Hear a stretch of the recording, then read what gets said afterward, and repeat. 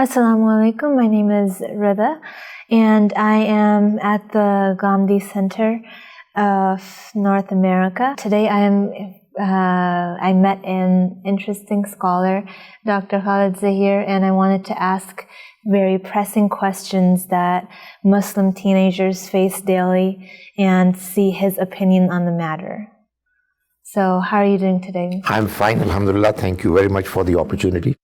And are you ready to be grilled on? Well, Rida, let me frankly tell you, it's a part of my obligation as a Muslim. Don't call me a scholar. I'm somebody who wants to understand my religion and would want to present it to others. And therefore, I think we must make this understanding available to others that our religion is open to questions. But what we claim is that we are trying to understand it and we want others to participate in this process. So my very first question is, I think a lot of girls growing up kind of face a similar situation of, so why is it that we women have to cover up? Why we have to limit ourselves in the sense, whereas men have a much less requirement in covering themselves up, and why isn't their gaze being lowered, given more importance to our wearing hijab? Rida, there are two parts to my answer. One part has got to do with what Muslims have chosen to do, and the other part is what is quite natural, and the Almighty has given us instructions regarding the case of how we humans should be dressed up. To begin with, let's face it, human nature, if it's in its pure form, human nature can be degenerated. In its pure form, human nature abhors obscenity. In other words, we would not normally like to move around naked, isn't it? Whether men or women. So, men need to be covered up. Likewise, women also need to be covered up. Some parts of their body have got to be covered up if we are decent human beings. Allow me to use that word. I'm no disrespect meant for anyone. However, going by the same line of thinking, women we know have greater part of their body to be covered up compared to men for them not to be obscene. Don't ask me to go into the details, we all know about it, right? Now, that's what God's religion wants both men and women to do, that they should cover their private parts and should not allow obscenity to become a part of their normal routine, right? That's what the Quran is requiring us to. When we move on to practice what the Almighty has said, we do exaggerate. Exaggeration in good matters is not bad. So Muslim men also tend to cover themselves up much more than merely avoiding obscenity. Same is true for Muslim women. If there is a newcomer to Islam, if there are girls who are considering Islam as an ideology, I can assure them that so long as they do not appear obscene, they are acceptable to Islam. That's a really good answer. And to girls who might feel forced to wear the hijab, what's your opinion on that? Is it permissible in Islam to enforce it, or should it be a personal judgment on each female, and depending on whether she wishes to wear the hijab or whether she wishes to remain open for now? It all depends on who you are and where you are living. My religion expects that I should be concerned about myself as well as about others. If you are my daughter, if you are my sister or somebody close to me, I'll be concerned about you, right? But I should not force anything down your throat. It so happens that in some part of the Muslim world, because people, men in particular, are able to force their views on others, and ladies have turned out to be submissive. So it so works out in our societies that there are men who force their understanding of how women should be dressed up upon women. If you ask me from a purely Islamic point of view, well, I think fathers, brothers, husbands should allow their women to dress up the way they want to, but if they think that there is anything objectionable, they should talk to them decently, politely, and allow them to disagree. You know, Islam would want, God would want men and women to enter the fold of Islamic practice on their own, willingly. So if you force people to do what you think is right, it's not something that people are going to adopt willingly. So I think there is a process of, call it transformation, that should take place gradually. And God tells us in the Quran that we should invite towards the way of God wisely, intelligently. I see. And in terms of going deeper into women's rights, there's the issue of a woman needing a wali to get married. Why is that? Could you go into deeper explanation of that? And why in general are women needed to have a support of their husbands, their brothers, their fathers, whereas men don't need to have that as much, especially in the Western society where it is generally much safer for both genders. So a lot of questions arise of like, why is it that women need to be in protection maybe when they travel or when it comes to marriage and all those sorts? In the middle of this interview, here comes a disclaimer, which should have actually appeared right at the beginning. Whatever I'm saying is my honest understanding of what my religion is saying. That doesn't really mean that I represent the views of everyone. It was important for me to say that before I answer your question. I believe that the requirement that there should be a wali or some man for a woman to get properly, formally married is a requirement of a society, most Muslim societies. It is not a definite condition. If a man and a woman are in agreement that they are going to get married, they have not done anything obscene before they have reached that conclusion. Even if they have, we're going to discourage it. We would say that don't do it. But the only inviolable condition for a man and a woman to get married is that the two should be willingly agree to this arrangement, and they both should know their respective responsibilities as well as rights. The decision should be announced before the families, friends, because you know what?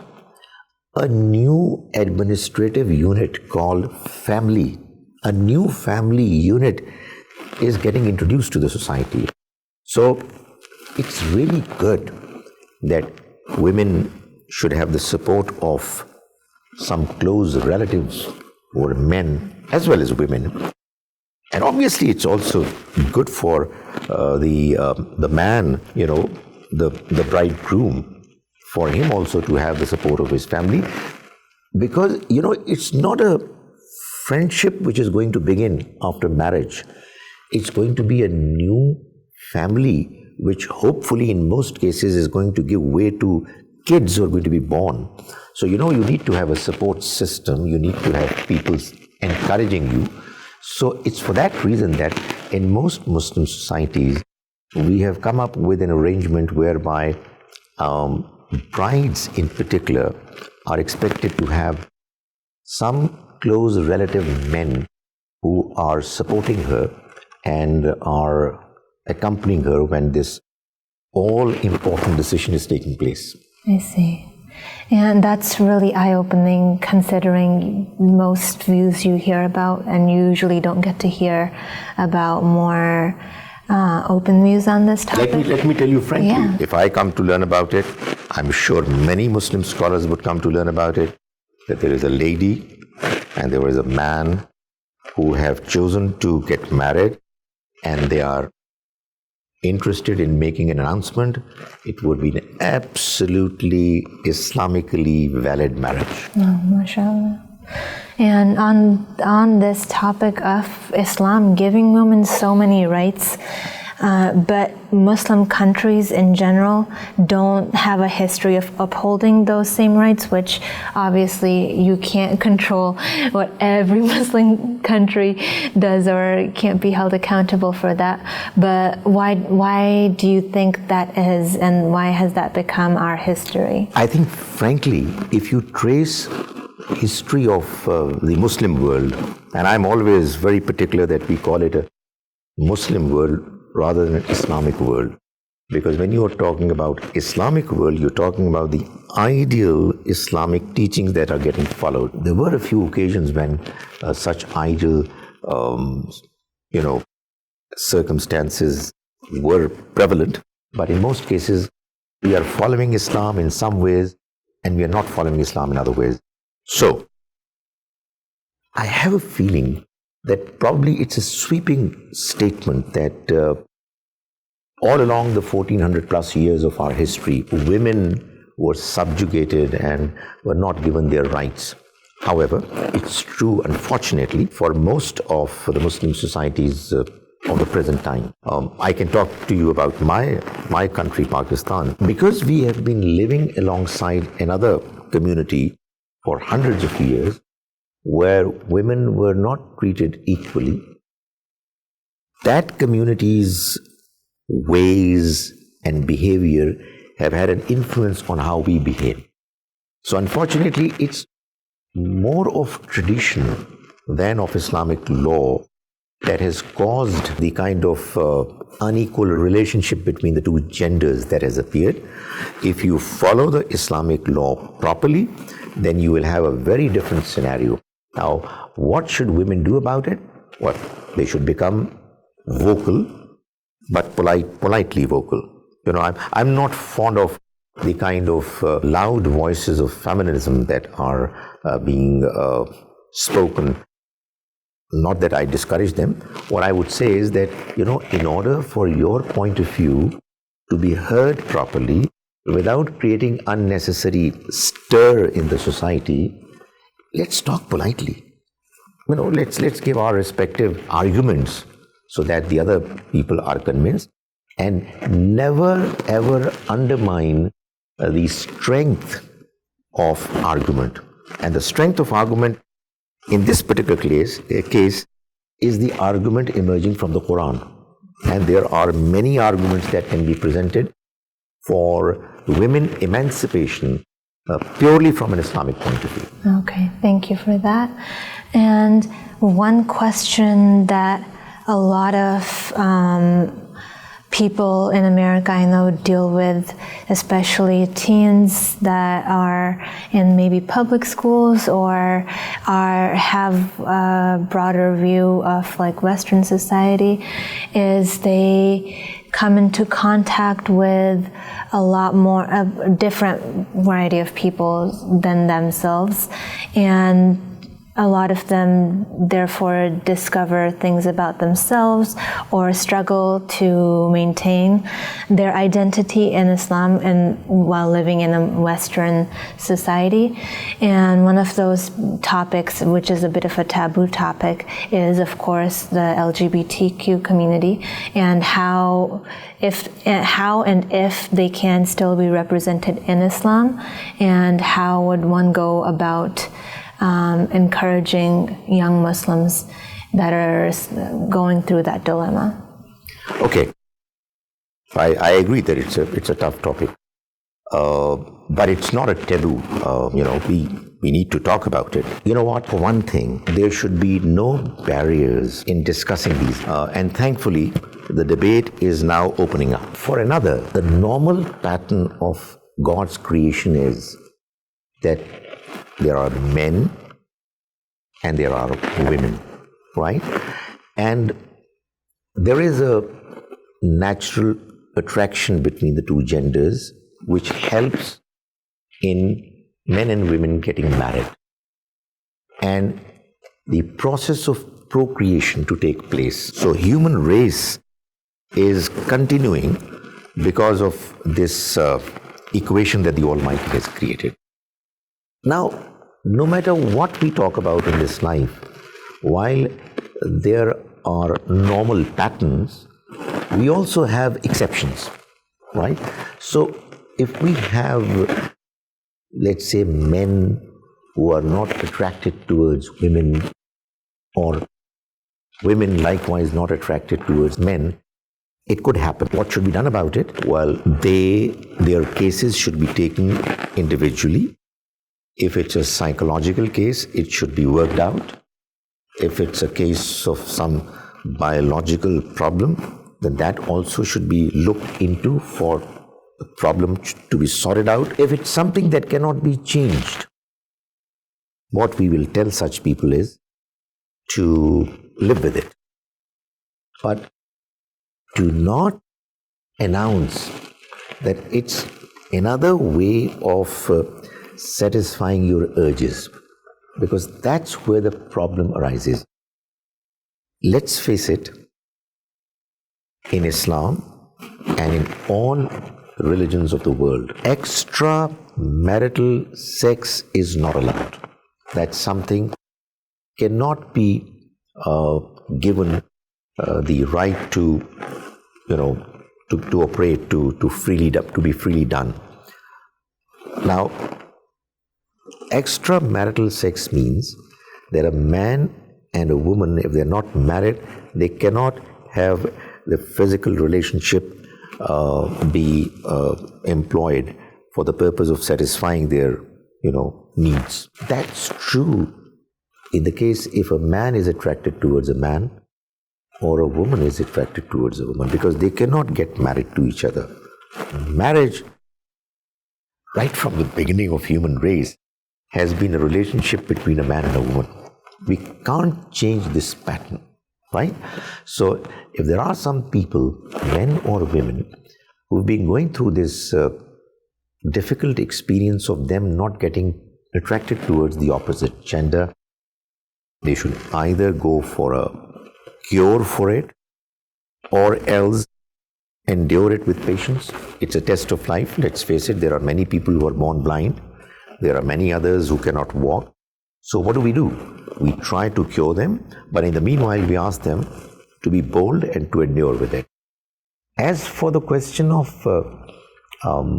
some men looking like women or behaving like women or women behaving somewhat like men, again, it has to be taken as a given challenge. We must respect all of them as equal human beings. There is no way that we are allowed to deride them, make fun of them. But then obviously, it's again a challenge, which, if you ask me, Islam provides us with a very clear and effective way for them to be able to go through this trial. They would tell themselves, they'll convince themselves by the Islamic ideology that this life is a trial. We are going through, this suffering, God knows, but if we endure it and are able to live a decent life without violating the Almighty's norms, we'll be successful in the next life. One last thing. If we do anything wrong, despite our best effort, and then after having done that wrong, we seek forgiveness from the Almighty, we are very hopeful that the Almighty, looking at their limitations, will forgive. It's a really nice answer on that. And one thing that when I'm questioned on this, I sometimes struggle and trip over on this, especially given the history of America and slavery. So in Islam, since all people are equal, why is it that Islam didn't outright outlaw slavery, and why is it that it permitted it to be still in the cover of Islam? Believe me, Rida, this is the easiest question you've asked me as yet. For one thing, let me tell you clearly that there is no room whatsoever for slavery in Islam. Right? Now, the question obviously you can legitimately ask is, why then has it been mentioned in the Quran? The answer is, when the Quran was in the process of getting revealed, slavery was a part of the society, the system of that particular society. And God never wants the systems to be changed overnight. Because, slaves and slave girls were the ones who were given that status because they were prisoners of war, and there used to be battles taking place everywhere, in the Arabian Peninsula. And as a consequence of those battles, the people who were taken prisoners of war were converted into slaves and slave girls. Now, the system was functioning as a result of these men and women doing service to their masters. It was not easy to change it overnight. So the Almighty chose a path which was the only way this change could have been brought about. And that was, on the one hand, Quran declared right from the beginning that slavery is not desirable. It's unfair. And on the other hand, the Almighty introduced measures that ultimately enabled slavery to be eliminated from the Muslim society, at least theoretically. I'm saying theoretically because had people chosen to eliminate slavery from the Muslim society, it could have been done easily. But obviously, it was up to the people to do it. Okay. And on the topic of basically Muslims versus Islam, there has been a huge push of Islam and many scholars like you, I know, to bring about awareness to mental health stigmas in relation to Islam and seeking help for that. Why do you think many Muslims are against it or fear it still? I think it's because there are many Muslims who have had this incorrect understanding about Islam, that the message of God takes care of every need of human beings. There are many Muslims around the world who think that Islam is a complete code of life. You have a problem and there is a solution already there in place in the Quran, Sunnah, Hadith and Fiqh. That's what the mindset is. So what happens is that when we have people with psychological problems, mental disorders, etc., and they come to learn about the fact that there are new developments in medical science, in psychology, etc., which enable us to overcome these problems more effectively. Well, there are some people who feel as if our ideology, God forbid, is going to be defeated if we accept any such notion. The fact of the matter is that the Almighty has given in His religion guidance which enables us to come close to God, to become better humans, to be able to worship Him properly, to be able to get purified physically in matters of edibles and morally. That's what the subject matter of religion is. God's message is there for us to be able to live this life in a way that we're going to be successful in the next life. It does not claim that it's giving answers to each and every problem that humans confront. God has given us enough intellect for us to employ it properly and to find solutions. So that's why, there are people who think that if we are going to go for mental cures of mental disorders and psychological problems is going to be something against Islam. That's a really well put way of saying that. Thank you again for listening to my questions and Thank you, Rida, for coming answering up with an open mind.